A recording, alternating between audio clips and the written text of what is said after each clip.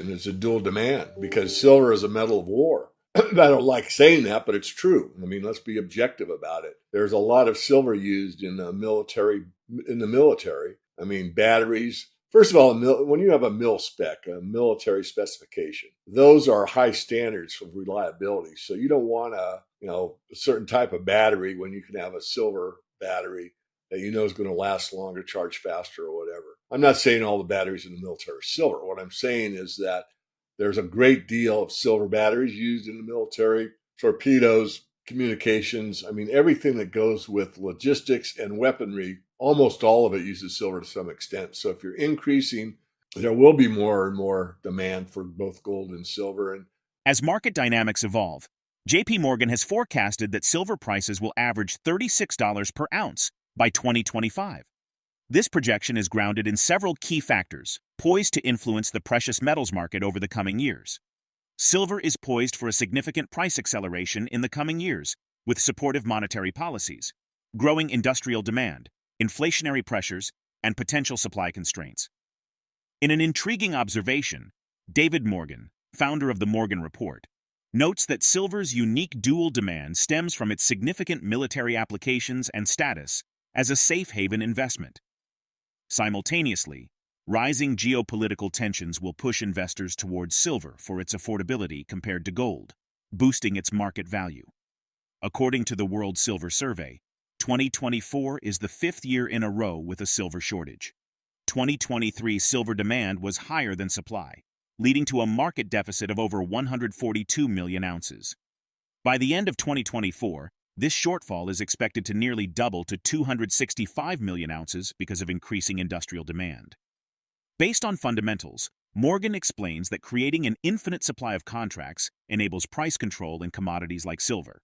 This usually works unless physical demand spikes, causing delivery delays or market backwardation. On a technical basis, he concludes that market authorities have historically worked to keep silver prices below certain thresholds, indicating ongoing manipulation. He emphasizes that this manipulation is evident and urges people to recognize it. Now, we present the clips of David Morgan's insights from his recent interview. Before we continue to delve into this discussion, please subscribe to our channel and activate the bell icon for timely updates. because silver is a metal of war. I don't like saying that, but it's true. I mean, let's be objective about it. There's a lot of silver used in the military. I mean, batteries. First of all, when you have a mil spec, a military specification, those are high standards for reliability. So you don't want a certain type of battery when you can have a silver battery that you know is going to last longer, charge faster, or whatever. I'm not saying all the batteries in the military are silver. What I'm saying is that there's a great deal of silver batteries used in the military, torpedoes, communications. I mean, everything that goes with logistics and weaponry, almost all of it uses silver to some extent. So if you're increasing the buildup of arms, buildup of communication, buildup of troops, you are going to use more silver. So that's point number one. Point number two is what you said, Jesse, and that is safe haven status. So there will be more and more demand for both gold and silver. And as many others have said, and I witness it for myself, and the market proves it, that at some point, as the gold rush really begins to and becomes very, very much of a sprint or a run to gold where people are panic buying or whatever, and there's an increase or an acceleration into safe haven investments, gold could get to a level that's really unaffordable for a lot of people, yet they still need protection. So they'll move into the silver market. So there'll be that kind of spillover effect that will take place. So you'll have two demands. You'll have military demand due to usage of needing more silver for war efforts, and then you'll have safe haven status because of the war. So they sort of feed on each other. The silver market, when you look up, what's the price of silver? That's not a coin that's in your pocket. It's not a silver bar you bought. It's a derivative price. So what you see as a price for a contract, that's what it is. Now, it's correlated to what the price of a physical piece of silver is, but it's not exact.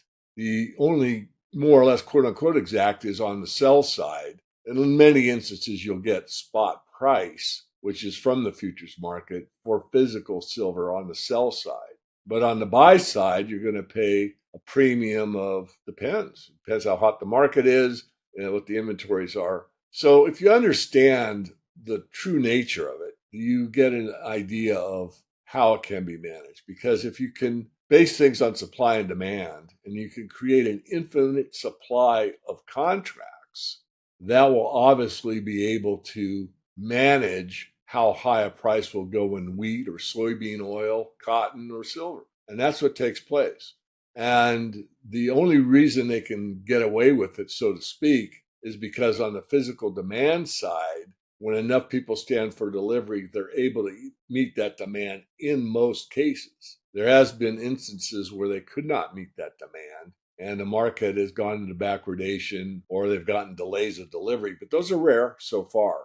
That's what I expect to see in the future. So it is frustrating. Is there a kind of a benchmark around 30? I would say yes, based on the charts and really more than the charts. Roth and Benham came out years ago, and silver just got to around 30, maybe it was slightly above, I forget. It says we got to tamp down the silver market. Tamp down the silver market? What's this guy talking about? He's telling you in plain English that they want to protect that price level. And he's associated with the exchange. He's supposed to be a neutral party. He's not supposed to have any opinion on the market at all. And yet he comes out in public and says they need to tamp down the silver market. I mean, if people can't see the obvious, I can't help them any further. Regarding the silver market, DavidMorgan highlights industrial demand, notably from solar panels and AI technologies, and safe haven investment demand.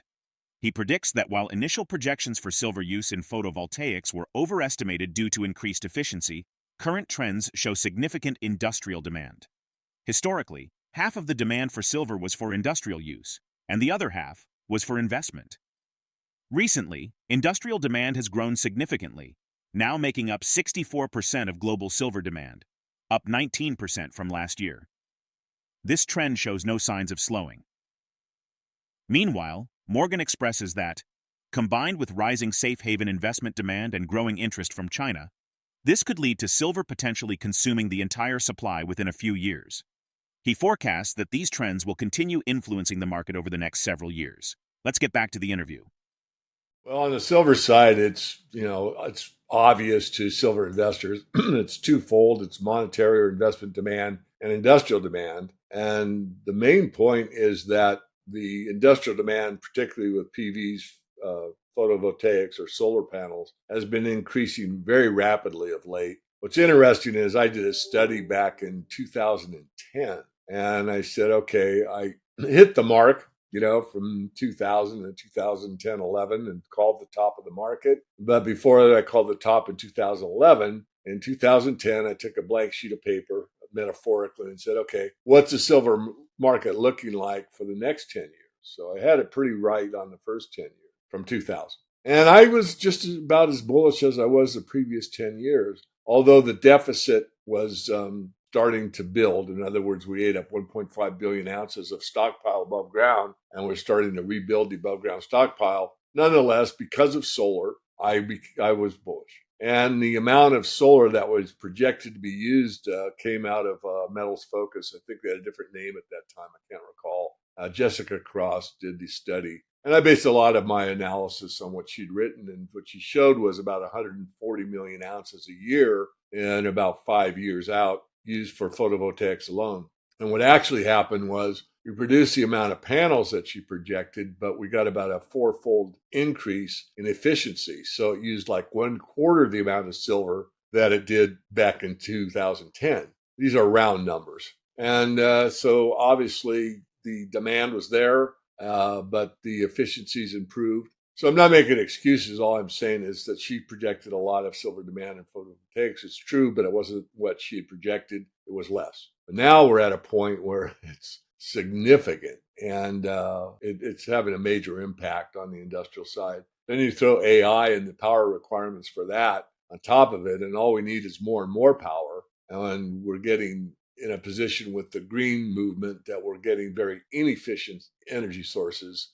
And of course, the traditional ones are kind of poo-pooed, gas and coal and oil, and yet they're very efficient sources. So the point is simple. The industrial demand alone will, or could, I should say could, take over the entire silver supply in a few years, believe it or not. And then if you add on top of that monetary concerns, which increase almost daily, and there is a bigger surge in safe haven protection, gold's too expensive, I'll move to silver. The Chinese have awakened to silver. You've got two demands that are increasing at the same time. And that I think is significant. So that's the big picture. That's what I'm looking at. I'm not seeing it take place day after tomorrow, but it's starting to take place. And I think that trend will continue for years. I'm talking, 2, 3 years, maybe 10 years. I don't know. Analysts, including DavidMorgan, remind silver stackers that silver is a metal of war, and as global conflict rises, the need for silver to feed the military-industrial complex and manufacture all kinds of weapons and equipment will become immense. Models indicate that for every 1% increase in gold prices, silver has historically risen 1.4%. In line with gold, silver could give back some of its gains before rising as both metals are in a waiting pattern for Federal Reserve rate cuts. Uncertainties around China's policy support could also add a headwind for silver. How do you think the balance between industrial demand and safe haven investment will influence silver prices over the next few years? Drop your thoughts in the comment section below. If you find this video informative, don't forget to support our channel and turn on notifications to stay informed about our latest videos. See you in the next video.